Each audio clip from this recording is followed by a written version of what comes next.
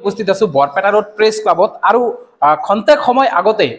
এই Barpeta road press ক্লাবত এখন বিশেষ সভা অনুষ্ঠিত হৈছে আৰু এই সভাখনত তেখেতক আজি বৰপেটা জিলা ছাত্ৰ সন্থাৰ পদৰ দায়িত্ব অৰ্পণ কৰা হৈছে অৰ্ণৱজ্যোতি শৰ্মা ডাঙৰীয়াক আৰু তেখেত মোৰ সৈতে আছে আৰু মই তেখেতৰ পৰা দুআষাৰ এই বিষয়ে জানিবলৈ চেষ্টা কৰিম কি ক'ব কেনেকুৱা অনুভৱ আজি সদৌ বৰপেটা জিলা ছাত্ৰ সন্থাৰ ভাৰপ্ৰাপ্ত সভাপতি হিচাপে আজি আমাক এক গুৰু দায়িত্ব আজি দিছে আৰু তাৰ বাবে আমি সদৌ অসম ছাত্ৰ সন্থাৰ মাননীয় সভাপতি সাধাৰণ সম্পাদকে ধৰি সদৌ বৰপেটা জিলা ছাত্ৰ সন্থাৰ নেতৃত্ববৃন্দ বৰপেটা জিলা ছাত্ৰ সন্থাৰ অন্তৰ্গত প্ৰতিখন আঞ্চলিক ছাত্ৰ সন্থাৰ সভাপতি সম্পাদকে ধৰি প্ৰতিজন বিষয়ববীয়া বিশেষকৈ বৰপেটা আঞ্চলিক ছাত্ৰ সন্থাৰ সমূহ মোৰ সতীৰ্থ ভাতৃপ্ৰতিম মোৰ দাদাসকলক আমি ধন্যবাদ জনাইছোঁ যে আমাক আজি এই সদৌ বৰপেটা ছাত্ৰ সন্থাৰ যি এক ভাৰপ্ৰাপ্ত সভাপতিয়ে গুৰু দায়িত্ব দিছে আমাৰ দায়িত্ব দুগুণে বাঢ়িল আমাৰ কৰ্তব্য দুগুণে বাঢ়িল এতিয়া আমি কাম কিছুমান কৰিব লাগিব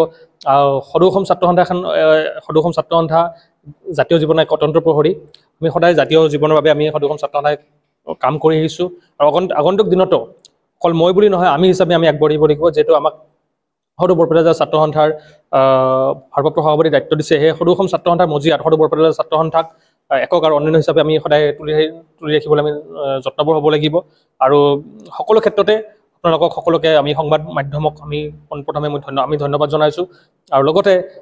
বিভিন্ন কাৰ্যসূচী কৰ্মসূচীবোৰ এতিয়া আমাক যিহেতু আমাক দায়িত্বভাৰ দিয়া হৈছে আমি কাৰ্যসূচী কৰ্মসূচীবোৰ ভালকৈ আমি চলাই লৈ যাম আৰু তাৰ বাবে আমাৰ সকলোৰে সহায় সহযোগ লাগিব যিহেতু বৰপেটাৰ সন্তান বৰপেটা জিলাৰ সন্তান আপোনালোক সকলোৰে আশীৰ্বাদ বিচাৰিছোঁ আগন্তুক দিনত যাতে আমি সদৌ অসম ছাত্ৰ সন্থা যি জাতীয় জীৱনৰ জাতীয় সংগঠন যাতে আমি আগুৱাই লৈ যাব পাৰোঁ সমগ্ৰ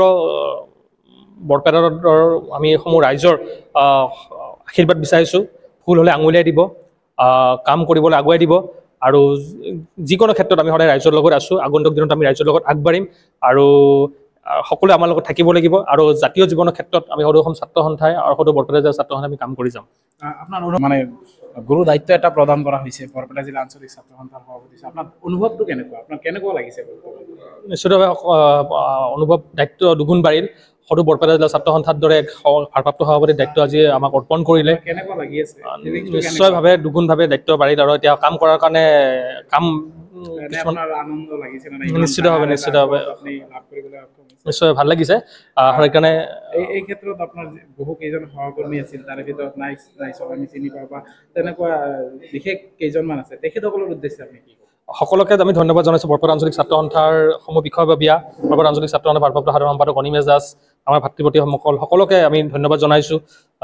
লগতে সদৌ বৰপেটা ছাত্ৰ সন্থাৰ নেতৃবৃন্দ সদৌ অসম ছাত্ৰ সন্থাৰ মাননীয় সভাপতি সাধাৰণ সম্পাদকে ধৰি সদৌ অসম ছাত্ৰ সন্থাৰ প্ৰতিজন বিষয়ববীয়া সদৌ অসম ছাত্ৰৰ মুখ্য সম্পাদক নয়নজ্যোতি দাস সদৌ বৰপেটা জিলা ছাত্ৰ সন্থাৰ সাধাৰণ সম্পাদক অবিনাশ কুমাৰকে ধৰি প্ৰতিজন জিলা ছাত্ৰ সন্থাৰ বিষয়ববীয়াক আমি ধন্যবাদ জনাইছোঁ আৰু লগতে এতিয়া যিহেতু আমাক জিলা ছাত্ৰ সন্থাৰ ভাৰপ্ৰাপ্ত সভাপতি হিচাপে দায়িত্ব অৰ্পণ কৰিলে এতিয়া যিকোনো কৰ্মসূচীত আমি সকলোৰে সহযোগিতা বিচাৰিছোঁ সকলোৰে আশীৰ্বাদ বিচাৰিছোঁ জাতীয় জীৱনৰ ক্ষেত্ৰত আমি মাত মাতি যাব বিচাৰোঁ এয়া আপোনালোকে সদ্য নিযুক্ত বৰপেটা জিলা আঞ্চলিক ছাত্ৰ সন্থাৰ ভাৰপ্ৰাপ্ত সভাপতিৰ মন্তব্য আপোনালোকে শুনা পালে একচুৱেলি আজি এক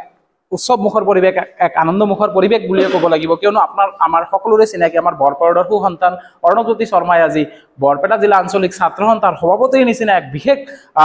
পদ লাভ কৰিবলৈ সক্ষম হৈছে আৰু আমিও আশাবাদী যে অনাগত দিনত অৰ্ণৱজ্যোতি শৰ্মাৰ হাত ধৰি বৰপেটা জিলা আঞ্চলিক ছাত্ৰ সন্থা আৰু উন্নতিৰ শিখৰলৈ যাব আমি আশাবাদী